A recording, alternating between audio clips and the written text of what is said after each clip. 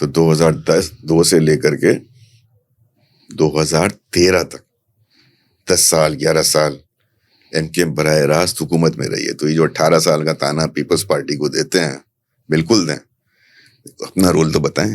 फिर 2013 के बाद जब इलेक्शन हुए, अभी देखें कंटिन्यूएशन चल रही है एमकेएम की स्ट्रॉन्ग। हाँ, यानी कराची, हैदराबाद, मीर वफाज सक्कर के बल्दियाती matters governor Sindh doctor Ishrat लिबाद के पास रहे मुस्तफ़ा के जाने के बाद 13 तक।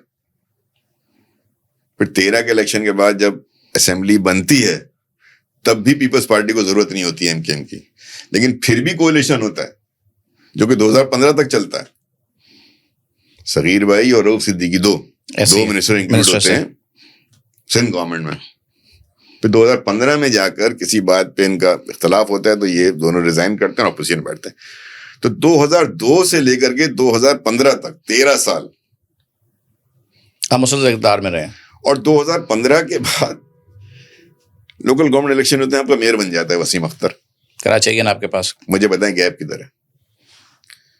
2015 से लेकर के फिर 2020 तक वसीम अख्तर मेयर है, ठीक हो गया। 2013 में नवाज शरीफ साहब आते हैं, गवर्नर सिंध बैठे हुए इशरत लिबाद, ये ग्रीन लाइन मंसूबा अनाउंस करके जाते हैं। फायर टेंडर्स जो आए थे बाद में 50 पीटीआई के दौर में नवाज शरीफ साहब ने किए थे। क्रेडिट इमरान खान साहब ले रहे हैं? नहीं, उनका नहीं बनता, उनकी जमात ले रही है। उनके दौर में डिलीवर हुआ है ग्रीन लाइन, ये वो सब वो मेयर के साथ आके ताउन करते हैं। सिंध में कंपनी बनाई जाती है SIDCL, KIDCL, Karachi infrastructure development company limited. विफाक अपने सारे फंड वहां देती है और वहां के फंड जो हैं थ्रू मेयर और सिंध गवर्नमेंट विफाक के नाम से इस कंपनी के सिर्फ इस्तेमाल होते हैं। एमकेएम उसका पार्ट है। अब आ जाए जनाब 2018 पे इलेक्शन होते हैं, ठीक है। और इलेक्शन के बाद पीटीआई प्रेसिडेंट कराची से जीतता है, गवर्नर इमरान इस्माइल साहब कराची से जीतते हैं, फिर वो सीट छोड़ के गवर्नर बनते हैं। 14 सीटें पीटीआई को मिलती हैं, 4 एमकेएम को मिलती हैं। 4 ही मिली थी, 4 तो 18 सीटें फेडरल गवर्नमेंट कोalition के पास। इमरान खान कराची से जीतते हैं गुलशन से, फिर प्राइम मिनिस्टर बनते हैं, फिर वो सीट छोड़ते हैं। 4 इनके वफाकी वजीर थे, 2 पीटीआई के अली जैदी और फैसल आउडा कराची से, 2 एमकेएम के थे खालिद मकबूल और गालिबन अमीन भाई 2। तो 4 फेडरल मिनिस्टर जिसमें 2 एमकेएम के। मेयर आपका बैठा हुआ है, वसीम अख्तर साहब बैठे हुए आ गए हैं वो। मेयर बैठा हुआ है, गवर्नर कराची का, प्रेसिडेंट कराची का, 4 फेडरल मिनिस्टर्स कराची के, 18 MNAs कोalition के कराची के, उसके नीचे MPs भी लगा लें। फिर आपका अल्लाह भला करे प्राइम मिनिस्टर वहां बैठा हुआ है जो कराची से सीट जीता हुआ है, तो बेसिकली कराची का कह सकते हैं। क्या लेकर आई एमकेएम? अभी एमकेएम का तो देखिए ना, लव जो है स्टेट के साथ, हुकूमत में रहने के साथ चल रहा है। और इससे आइडियल गवर्नमेंट मिल सकती थी कि प्रेसिडेंट आपका, प्राइम मिनिस्टर आपका, सीएम चले आपका नहीं, लेकिन आप एक कंपनी बना चुके हैं जिसको Karachi infrastructure development company limited बनाते हैं। गवर्नर उसका इंचार्ज है। कौन रुकता था आपको इन्वेस्टमेंट करने से? प्रेसिडेंट, प्राइम मिनिस्टर साथ है आपके। और उस जमाने में बेहतरीन अंडरस्टैंडिंग एस्टेब्लिशमेंट के साथ बाजवा साहब साथ बैठे हैं, और वो चलती है आपकी 2022 तक, जब तक पीडीएम की वो नहीं आ जाती। तो पीडीएम में भी साथ होते हैं सर, मैं आ रहा हूं ना। पीडीएम की कैंपेन में आप साइड बदलते हैं, साइड बदलने के बाद आप मुआहिदा करते हैं बिलावल साहब से, फजल रहमान साहब से,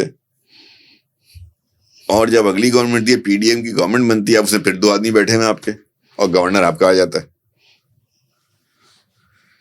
अब गवर्नर विफाक का नुमाइंदा है ना, गवर्नर मोहतरम गवर्नर साहब जो हैं। ये क्या मतलब है? विफाक का नुमाइंदा किसका नुमाइंदा है? ये ऑन बिहाफ ऑफ प्रेसिडेंट है, on the recommendation of prime minister. अब एक तब्दीली आ गई है कि गवर्नर के रिकमेंड प्राइम मिनिस्टर करता है, लेकिन वो रिप्रेजेंट प्रेसिडेंट को कर रहा होता है। तो जरदारी साहब का नुमाइंदा नवाज शरीफ का रिकमेंडी आज ही बैठा हुआ है, जब भी था। मुझे बताओ यार, आप जब पीपल्स पार्टी को कहते हो 18 साल, तो यार कोई इनमें कोई वो है, दिमाग है, अकल है कि यार सामने को पढ़ा लिखा आदमी बैठ के आपको याद दिलाए, अच्छा वो दौर खत्म होता है, अगले इलेक्शन होते हैं 24 फिर गवर्नमेंट में। भाई 2-2.5 साल का वो दौर गुजारा आपने, ये शुरू हुआ फिर गवर्नमेंट में, फिर में आपका गवर्नर बैठा हुआ है, फिर मौका आता है गवर्नर के बाद कि जरदारी साहब को प्रेसिडेंट बनाना है, आप उनके साथ खड़े उनको वोट दे रहे हैं, जरदारी साहब को प्रेसिडेंट बना रहे हैं।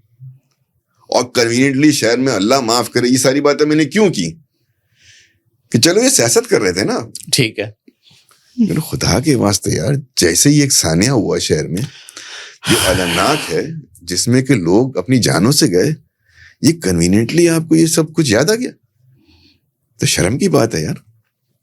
स्टिल जरदारी साहब का नुमाइंदा गवर्नर हाउस में बैठा हुआ है, वो खड़ा होकर प्रेस कॉन्फ्रेंस कर रहा है, वो लग ही नहीं रहा कि वो प्रेसिडेंट का नुमाइंदा। सर मैं इस पे कुछ कहूंगा तो मैं भुगत चुका हूं, मैं नहीं बोल रहा सर, मैं भी नहीं बोल रहा, मैं देखो ना, वो गवर्नर है मोहतरम है, मैं तो एक सियासी तबसरा कर रहा हूं। क्या मुझे बताएं कि ये इस सारे तबसरे का मकसद सिर्फ करने का ये था, 18 साल का, ठीक है, पीपल्स पार्टी को जवाब, ये नहीं है कि उनको जवाब देना चाहिए, 18 साल से सीएम है उनका, 18 साल से उनके पास सारी पावर है, एमकेएम नहीं कर रही थी, आप कर देते यार, ग्रीन लाइन मंसूबे में कोई मसला था, आप कर देते, K4 आप, ये बिल्कुल ठीक है, ये तो मैं भी पूछता हूं उनसे, ये बिल्कुल ठीक है, लेकिन यार मैंने कहा ना, जायजा लेते रहो अपने गिरबानों का, कि यार एक उंगली में आपकी तरफ जैसे उठाता हूं ना, आप देखें 3 मेरी तरफ उठी हुई होती है।